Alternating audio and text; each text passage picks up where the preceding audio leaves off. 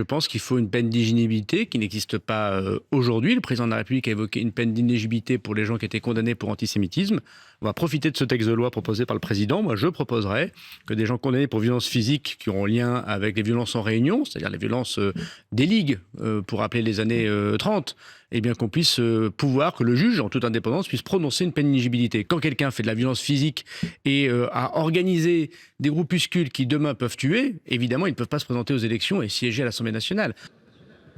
On a bien compris que le garde des Sceaux visait particulièrement Raphaël Arnaud, ce député de la France Insoumise, qui est aujourd'hui dans la tourmente parce que 11 personnes sont en garde à vue. Et parmi ces personnes gardées à vue dans l'enquête sur la mort de Quentin, il y a 2 collaborateurs du parlementaire Arnaud et un ancien stagiaire. Donc il y a au moins 3 personnes proches de Raphaël Arnaud gardés à vue, des membres de la Jeune Garde, ce mouvement d'ultra-gauche qui devait être dissous mais qui visiblement existe toujours. Et donc la question est de savoir, est-ce que Raphaël Arnaud peut rester député, Antoine Diers? Mais rappelons une chose aussi, Raphaël Arnaud lui-même a été condamné pour violence volontaire en réunion. C'était en 2022, cette condamnation. Donc avant d'être élu. Exactement. Le coordinateur national de la France Insoumise essayait sur les plateaux de dire que Raphaël Arnaud a fait le travail de la police. C'est pas du tout ce qu'on retrouve dans la décision. Raphaël Arnaud a bien agressé quelqu'un au nom de ses idées politiques. Donc Raphaël Arnaud lui-même est condamné pour violence. Il est le fondateur de la Jeune Garde. Il a 2 collaborateurs parlementaires impliqués dans le drame qu'a subi Quentin. Et il est toujours député. Alors, il se cache. On nous dit qu'il se cache pour sa propre sécurité. Non, il se cache parce qu'il a honte. Parce que ça gêne LFI. Et en réalité, je crois que pour Raphaël Arnaud, aujourd'hui, il n'y a plus qu'une seule option, c'est la démission. Effectivement, nos textes aujourd'hui ne prévoient pas qu'un élu se voit privé de mandat pour ces faits. Peut-être que Gérald Darmanin, s'il devait faire quelque chose, le ferait enfin.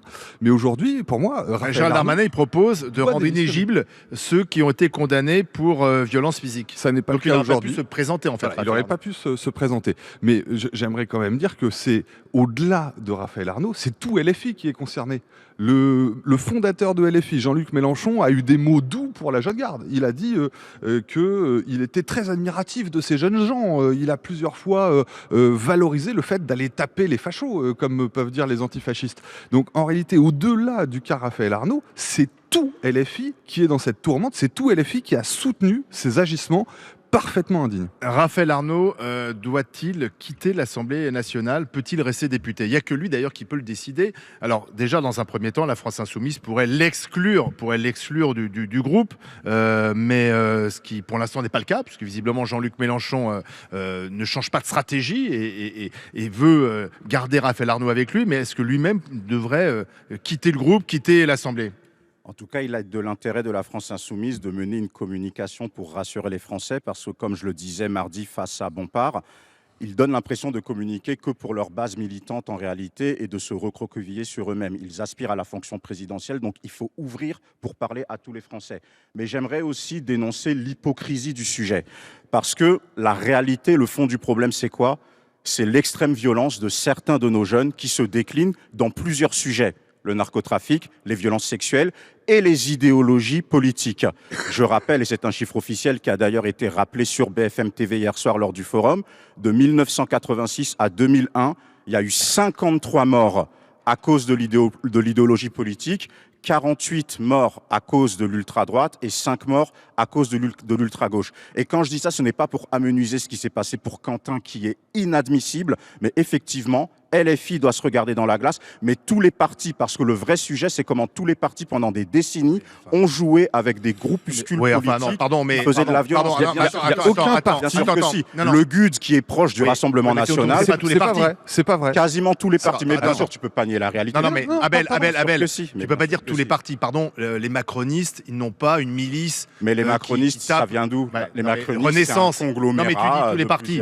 Renaissance, le Parti socialiste ne fait pas appel à ce genre de groupuscule. Là, la Jeune Garde, c'était le service d'ordre de la France Insoumise et peut-être aussi des écologistes. La responsabilité. Et c'est vrai que pendant longtemps, le Front National faisait appel à ce type d'individus aussi. Je ne nie pas la responsabilité. Ça n'est plus le cas depuis longtemps. Attends, je finis, je t'ai laissé parler. Après, promis, tu pourras me contredire. Je ne nie pas la responsabilité d'LFI qui, à chaque fois qu'il y a des scandales qui les éclaboussent, se cachent. On l'a vu sur d'autres sujets avec Adrien Là, il y a Quatennens. surtout la alors qu'ils sont responsabilité de la donneurs jeune leçons. garde. Donc là, il y a la responsabilité de la jeune garde. LFI est dans la sauce, comme on dit. Jean-Luc Mélenchon doit faire une communication officielle. Et effectivement, Raphaël Arnaud doit réfléchir quant à sa position à l'Assemblée nationale. Laura Barton-Martinez. Écoute, moi je lis ta question. Raphaël Arnaud peut-il rester député? La réelle question, c'est est-ce que Raphaël Arnaud aurait dû être député? On est quand même sur quelqu'un qui est triplement fiché S. À quel moment une personne comme ça peut être dans l'hémicycle et peut représenter le peuple français? C'est une question même que je peux poser là actuellement. Pardon, mais je suis désolée, quand vous devez être policier, vous ne devez pas avoir casier judiciaire. Quand vous effectuez des missions d'intérêt général, vous ne devez pas avoir de casier judiciaire. À quel moment un député peut être triplement fiché S et me représenter? Et pour rebondir sur le rôle du député, il y a des députés, notamment parlementaires européens du Rassemblement national, qui ont été condamnés et qui sont en procédure pour l'utilisation de leurs assistants parlementaires.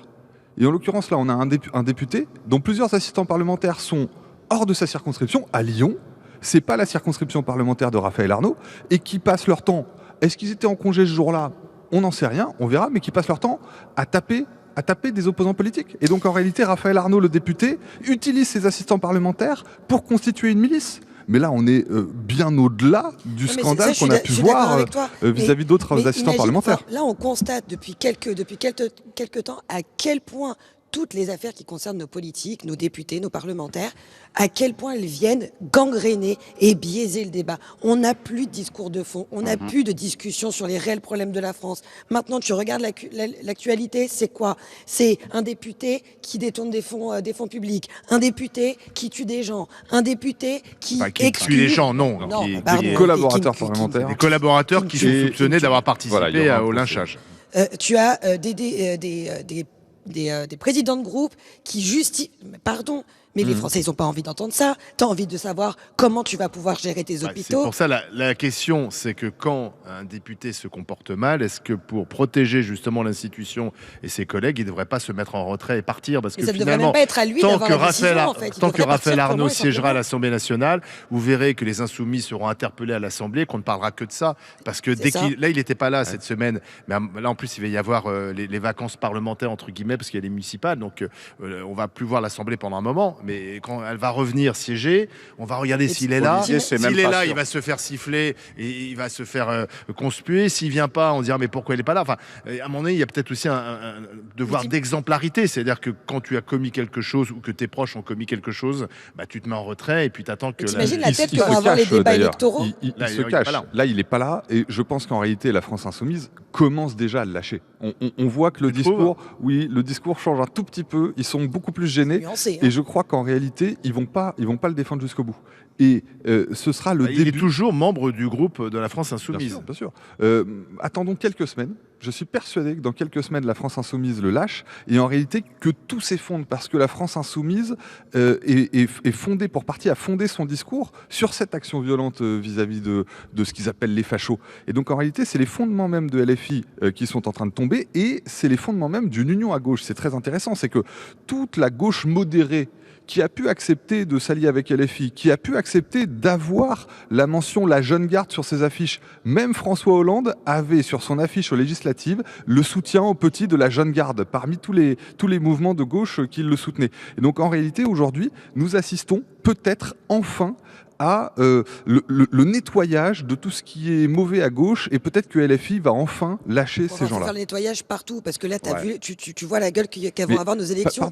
Tu vas avoir tout le monde en fait. Nettoyage partout. Le nettoyage, il a été fait ailleurs. Il y a une hypocrisie. Demain, Jean-Luc Mélenchon se met à genoux à la télé pour demander pardon, on lui fera les mêmes reproches.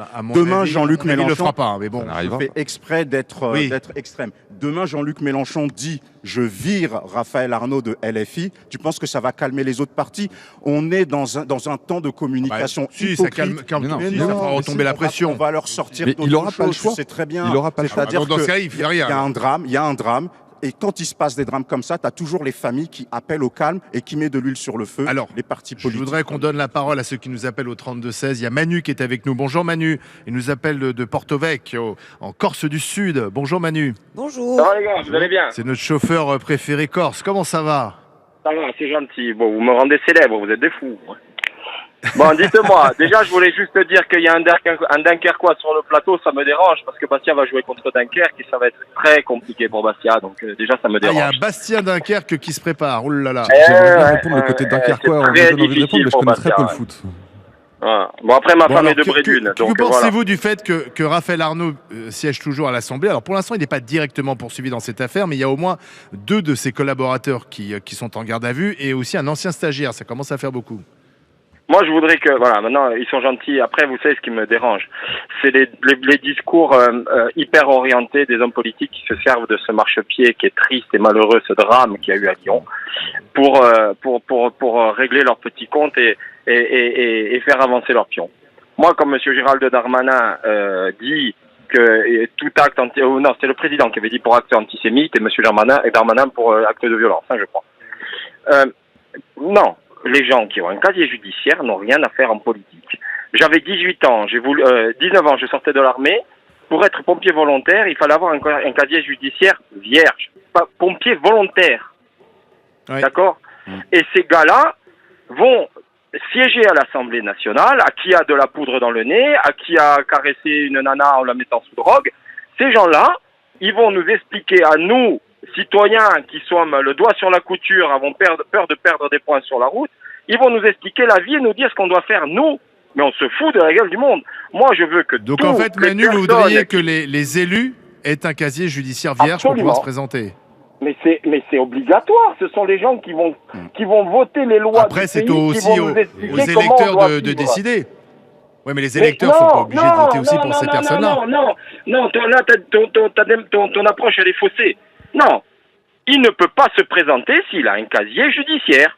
Donc après, nous, on va voter pour des gens qui ont un casier judiciaire vierge, puisqu'il Oui, alors, n'y je peux aura prendre un que des gens exemple, qui ont... Manu. Je peux prendre un exemple, Manu. Ouais. Regarde, Alain Juppé, il avait été condamné dans l'affaire des emplois fictifs à la mairie de Paris. Il avait pris 1 an d'éligibilité de mémoire en appel. Bon, il a purgé sa peine et puis ensuite il est revenu en politique. Il s'est présenté à la primaire de la droite pour être le candidat à l'élection présidentielle de la droite.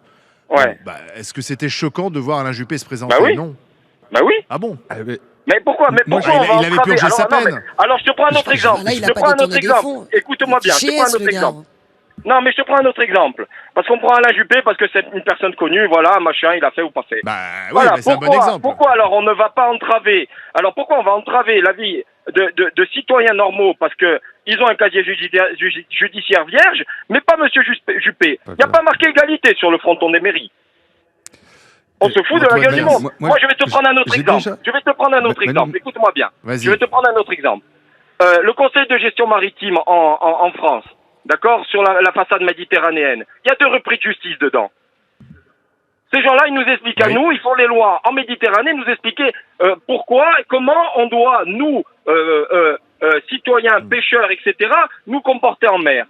Ces gens-là ont été condamnés. Et pour des choses que c'est pas de la merde, hein, c'est pas de la rigolade. C'est la question de l'exemplarité. Voilà. Donc, on se fout de notre gueule du matin au soir. On nous dit à nous, petits citoyens, reste tranquille, fais bien, hein, parce que nous, on sait où tu habites, on va te les prendre, les impôts, s'il faut, on te vide la maison avec un huissier, si tu fais le con. Mais par contre, eux, ils sont intouchables. Moi, je dis basta. Mais ça suffit. C'est pas vrai, parce que là, il y a une enquête, vous voyez, il y a quand même des poursuites. Sur les nominations, Oui, mais est-ce que ça va aller au bout? d'accord. Sur les nominations, il ne devrait pas y avoir de gens condamnés avec Mais une bien nomination sûr. qui puissent être bien nommés sûr. à des fonctions. En revanche, Manu, sur les élections, j'ai un petit souci. On a déjà vu que la justice était très instrumentalisée pour éjecter un adversaire politique. Je pense à Fillon, je pense à plein d'autres. Et donc, en réalité, de dire que tous ceux qui ont été condamnés ne peuvent plus être candidats, finalement, c'est peut-être encourager le fait que la justice soit instrumentalisée pour exclure un adversaire du combat. Non, ça peut peut-être les obliger à une exemplarité, par exemple.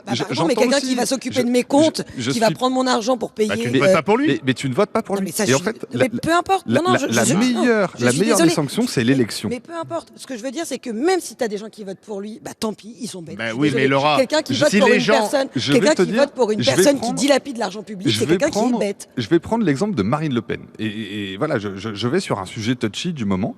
Eh bien, je pense que les juges ne devraient pas pouvoir empêcher les citoyens d'avoir le choix parmi les candidats à la prochaine élection, ne devraient pas pouvoir empêcher Marine Le Pen d'être candidate, malgré le fait qu'elle soit candidate. Alors, on s'aperçoit que parmi les 11 personnes gardées à vue, 3 sont des proches de Raphaël Arnaud, 2 collaborateurs et un ancien stagiaire. Raphaël Arnaud, ce député LFI du Vaucluse, qui pour l'instant est toujours à l'Assemblée nationale, toujours dans le groupe LFI. Est-ce que LFI doit l'exclure? Est-ce qu'il doit quitter lui-même l'Assemblée nationale? On en parle avec Cédric au 32-16. Bonjour et bienvenue à Marseille, Cédric. Bonjour Cédric. Bonjour les GG. Alors, vous êtes en Haute-Savoie. Que pensez-vous de l'attitude de Jean-Luc Mélenchon des Insoumis? Pour l'instant, Raphaël Arnaud est soutenu par ses troupes. Tout à fait, je rejoins ce que vous avez dit en préambule. À mon avis, c'est plutôt LFI qui devrait l'exclure carrément du parti. Ça serait déjà un geste fort d'empathie vis-à-vis de ce qui s'est passé et ça démontrerait un peu plus le fait qu'il ne le soutienne plus. Malheureusement, j'ai l'impression que c'est pas tellement le cas.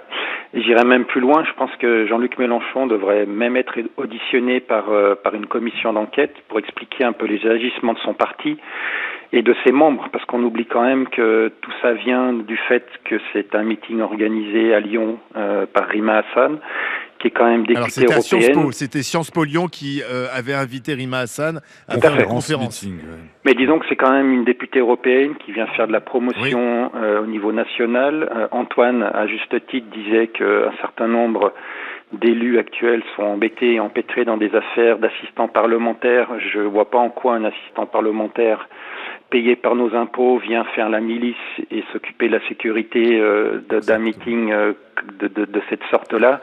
Donc je pense qu'à un moment donné, on est en train de dévier carrément de ce qui est des rôles de chacun, et notamment des politiciens.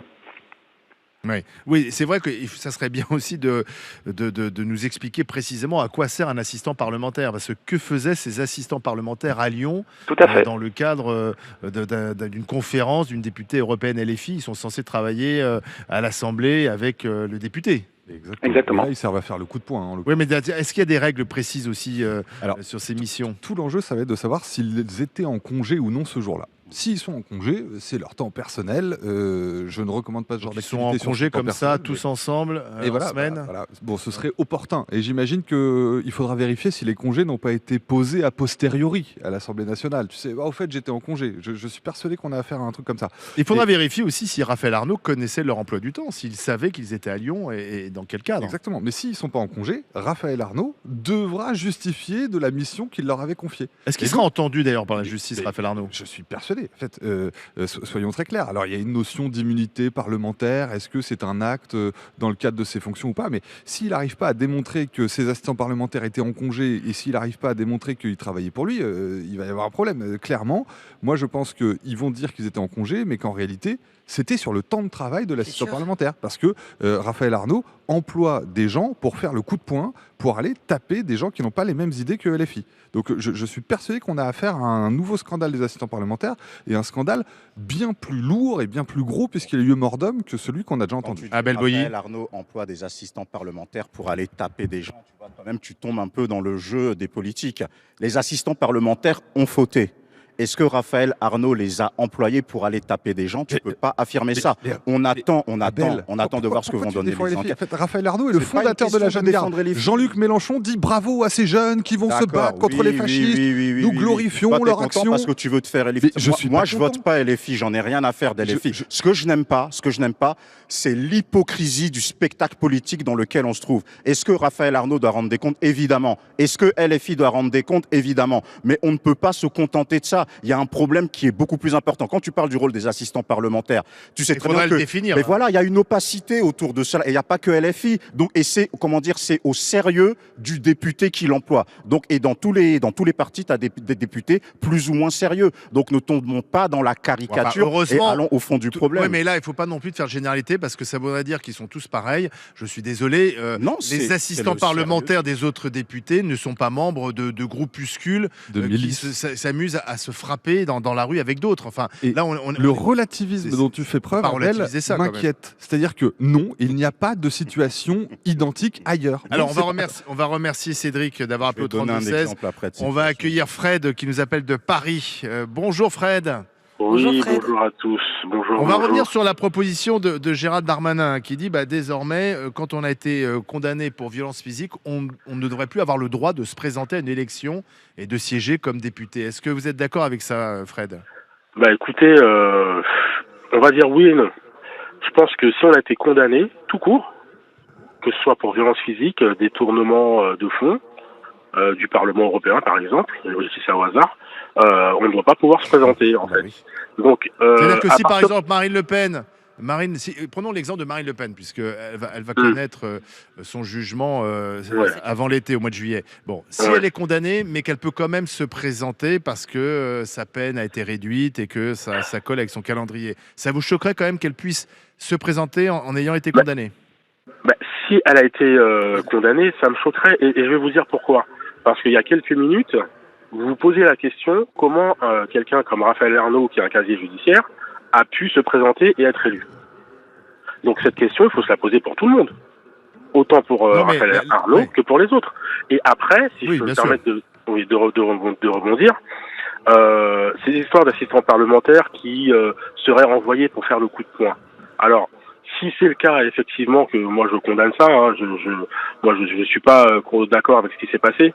Maintenant, comme disait Abel et peut-être l'auditeur de France qui a appelé tout à l'heure, il y a quand même une très très grosse hypocrisie où moi je suis d'accord pour pointer du doigt les dérives de la gauche ou de LFI en particulier, il n'y a pas de souci, mais arrêtez de fermer les yeux sur ce qui se passe ailleurs. Par exemple, et qui ferme les yeux Alors hier, je vous donne un exemple. Je vous donne un exemple très précis. Hier, sur, je crois que c'était BFM, il y avait un assistant parlementaire de excellente chaîne, puisque voilà, il y avait quelqu'un qui devait passer en plateau. Et juste avant, alors je sais pas si c'est BFM ou LCI, pardon. Et juste avant, ils ont diffusé un sujet sur nous. Là, ça se complique. Attention. On partait sur des bonnes bases et voilà. Là, ça commençait bien et puis boum, tout d'un coup. Tout est gâché.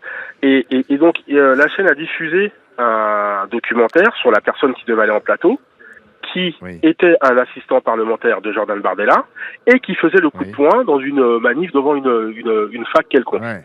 Donc, est-ce que ça c'est bien ou pas? Est-ce que vous allez faire une émission là-dessus? Est-ce que vous allez faire une émission là-dessus? Pareil. Hein, donc c'est pareil. Alors après, il n'est pas accusé d'avoir tué quelqu'un quand même, Fred, tout de suite. Mais de manière générale, effectivement, il faut que les politiques fassent attention aux personnes qu'ils emploient, leur entourage. Bien sûr, c'est normal qu'on demande des comptes. Heureusement, après, c'est pas... qu'il a fait. Oui, mais là on parle quand même de... Là, c'est une enquête pour meurtre, hein, pardon Fred. Là, on est plus dans je suis tout à fait d'accord avec vous. Mais ce qu'il faut faire, c'est arrêter ces pratiques. Parce que si on continue comme ça, il y en aura d'autres en fait. Non mais Fred, on va pas être hypocrite. Et là, Antoine, je suis désolé, mais non, c'est pas pareil des deux côtés. Le RN et les filles s'appuient sur des groupuscules parfois pour sans doute faire le service d'ordre. Le RN, qui ont des comportements, qui ont des comportements problématiques. Donc c'est peut-être il faut faire le ménage. Alors d'ailleurs, c'est ce qu'a demandé Lecornu. Sébastien Lecornu a dit faites le ménage. Non, pardon. C'est pas fini, Antoine. C'est pas fini. Attendez. Je vais te donner un exemple juste après. Est-ce que je peux parler? Vas-y. Je pense que le RN, c'est fini, mais je ne suis pas le défenseur du RN. Moi, j'aimerais vous donner un exemple personnel que j'ai raconté hier sur Facebook. En 2012, j'étais responsable syndical étudiant. Je distribuais des tracts pour l'UNI sur une fac parisienne. L'UNI, c'est un mouvement étudiant classé à droite. De droite. À l'époque, on est affilié UMP, etc. Très classique. Voilà. Je suis reparti emmené par les pompiers. C'est-à-dire que des mecs qu'on n'appelait pas encore Antifa à cette époque-là, des mecs d'extrême gauche, me sont tombés dessus. Ils étaient gants coqués, casques. Je suis parti à l'hôpital après avoir pris un coup et j'ai fait plusieurs jours d'ITT en pensant que j'allais perdre un œil. Et en réalité, j'ai vu dans les yeux de ces gens-là en face le fait qu'ils ne me donnaient pas la qualité d'être humain. C'est-à-dire que parce que j'étais un militant de droite, j'étais parfaitement déshumanisé et qu'il était autorisé de me frapper et de vouloir me détruire même physiquement. Et donc la gauche a soutenu ces gens-là depuis des années. La gauche a déshumanisé le militant de droite et autorisé à sa mort sociale, voire à sa mort physique. Et donc en réalité, ne renvoyons pas droite et gauche dos à dos. Il y a des mouvements aussi d'ultra-droite violents. Je termine là-dessus. La droite et le Rassemblement national condamnent de manière très claire le GUD, etc., ne veulent pas être associés avec eux. Jean-Luc Mélenchon glorifie les jeunes de la jeune garde. Nous saluons l'action courageuse de ces jeunes. Et ben voilà, c'est pas pareil. C'est pas pareil. Tu t'inquiétais de mon relativisme vis-à-vis de LFI. Moi, je m'inquiète de ta complaisance avec l'extrême droite. Tiffany Joncourt, députée RN du Rhône, qui a pris la parole après la minute de silence pour Quentin, qui était son mari, appelé Merck. un ancien hooligan néo-nazi condamné pour avoir frappé une photographe et 2 policiers, Ancien. impliqué dans la dégradation de 10-15 véhicules, ans je peux finir, 10-15 ans devant un local de supporters de Saint-Étienne et dans l'opération coup de poing contre la mosquée de Poitiers. Et pendant les législatives, Le RN a est-ce que je fait peux le finir nettoyage. Je t'ai laissé parler, tu vois, faut pas être mais gêné comme ça. Tu parles de trucs il y a 10-15 ans. Et pendant la campagne des législatives, cette dame a reçu le soutien de tous les groupuscules d'ultra-droite de Lyon et des alentours. Ok. Donc voilà, donc tu ne peux pas dire qu'il n'y a que LFI qui est concerné par cela. C'est vrai qu'on demande au RN de faire le ménage. Il faut aussi demander à LFI de faire le Tout ménage. le monde en fait. doit faire. Mais c'est ce que j'ai Attends, depuis le départ. Tout le Jean-Luc monde doit faire le ménage. Mélenchon glorifie l'action de ces jeunes de la Jeune Garde. Est-ce que Marine Le Pen a dit, vive le GUD? Au contraire, Marine Le Pen les Jean-Luc condamne. Mélenchon, il se trompe Marine Le dans Pen- sa communication, ça je suis d'accord avec toi. Ça n'est pas pareil. Vous êtes Ça n'est d'accord. pas pareil. Mais on Tous les remercie. partis D'un doivent faire le ménage. côté, le parti glorifie l'action violente, de l'autre, le parti condamne l'action violente. On va C'est remercier pas Toi, tu différent. te réjouis pour taper sur LFI gratuitement, alors que LFI ne sont pas les seuls à devoir se pas gratuit, regarder c'est dans pas la gratuit. glace. gratuit, C'est il y a un mort. gratuitement. C'est Là, pas il se gratuit, passe il y a un quelque mort. gratuit, chose. Abel. Bah non, Abel, ça vient pas de nulle part. Pardon. D'accord, mais il n'y a pas que Fred. LFI qui doit se regarder dans la glace. sur Oui, ce mais c'est sujet-là. vrai que dernièrement, on a été exigeant et tout le monde a eu raison de l'être avec le RN en demandant Bien sûr. à Jordan Bardella, à même Marine Le Pen exigence de avec- faire le ménage. Ce qu'ils ont fait, alors peut-être pas suffisamment, mais il y a eu quand même des gens exclus. Et là, la stratégie Mélenchon, c'est l'inverse. La stratégie Mélenchon, c'est de faire corps autour de Soutien à la Raphaël violence. Arnaud, de dire on n'a rien à nous reprocher, c'est nous les victimes, alors, c'est que Mélenchon, on nous hein. attaque. Parce Non, que dans les rangs, c'est pas si bah, j'en sais clair. rien, mais parce Bah, dans que- les rangs, c'est pas si clair que ça. Ah, c'est en tout cas, publiquement, ils disent tous la même chose. Manuel Bompard, Jean-Luc Mélenchon, Mathilde Panot, il y a une stratégie de jusqu'au boutiste un peu. Est-ce que c'est une bonne stratégie? J'en sais rien, mais c'est pas la même stratégie que Marine Le Pen et Bardella, il faut Oui, le sauf qu'au reconnaître. au final, encore une fois, en fait, moi, ce que je déplore, c'est que quand il y a une histoire qui tombe pour n'importe quel parti politique, ça vient mais remuer la merde de tous les autres. Et en fait, tu ne constates qu'une seule chose. Et après, on vient se plaindre parce que les Français ont une défiance envers leur politique. Mais en fait, peu importe où tu regardes, à qui est accusé de pédocriminalité, à qui est accusé de détournement de fonds publics, à qui est accusé de violence La aggravée. justice, elle passe quand même maintenant. Tu trouves? Ah, oui, pardon, il y a un procès. Il y a le procès de Marine Le Pen. Elle va sans Avec doute pas toutes les, pouvoir alors se pardon, présenter. mais avec toutes les histoires que, avec le- toutes les histoires que j'entends. Le sénateur a été poursuivi en justice, celui qui avait voulu soumettre chimiquement sa collègue pour sans doute abuser d'elle. Pendant longtemps, effectivement, il y avait une impunité. Maintenant, on peut plus dire ça. La justice passe. Non, moi, ce qui Le m'a- problème, c'est qu'il y a effectivement encore une Ce qui m'inquiète protection et parlementaire. ce qui m'interroge, c'est que ces histoires, elles sortent toujours avec un timing parfait. Donc ça veut dire, aussi, elles sortent toujours avec un très bon timing. Alors je parle pas évidemment de la mort tragique de Quentin, mais je parle de toutes les histoires qui sont révélées. Et elles sortent toujours avec un timing idéal. Donc ce qui signifie que c'est en général les infos on les a déjà, que les partis les ont déjà, et que plutôt que de faire le ménage à l'instant T, on se les garde sous la bassine. La jeune garde, je pense que l'erreur, c'est de ne pas avoir fait le ménage avant. C'est-à-dire que s'ils avaient coupé les liens, une fois que Raphaël Arnaud était condamné, s'ils avaient coupé les liens, aujourd'hui, la France Insoumise ne se retrouverait pas dans la Ils l'ont tourmente. fait élire député. Là, ils ont fait une erreur. Ça. Ils ont voulu le faire élire député. Je rappelle d'ailleurs que la Ils maire ont mis socialiste soutien de la Jeune Garde sur d'Avignon, toutes leurs affiches. la Ouais, maire j'ai vu. socialiste d'Avignon s'était félicitée de l'élection de Raphaël Arnaud. Donc, même à gauche, ils sont tous embarrassés. Parce qu'effectivement, Même les modérés. il y avait le logo de la Jeune Garde sur les affiches de certains candidats. Même celle de François Hollande. socialistes. Hollande. Hypocrisie, parce Voilà. que quand tu vois François Hollande qui vient acter justement le divorce avec LFI, c'est ridicule, puisque le Parti socialiste a eu besoin de LFI pour avoir quelques sièges à Bien l'Assemblée sûr. nationale. Ils essaient de se racheter une virginité. Il y a pas mal d'hypocrisie. On va remercier Fred d'avoir appelé au 32-16. On va regarder le résultat de notre consultation. Raphaël Arnaud peut-il rester député? On vous a posé la question sur le compte X des Grandes Gueules et vous dites non à 83%. C'est assez clair.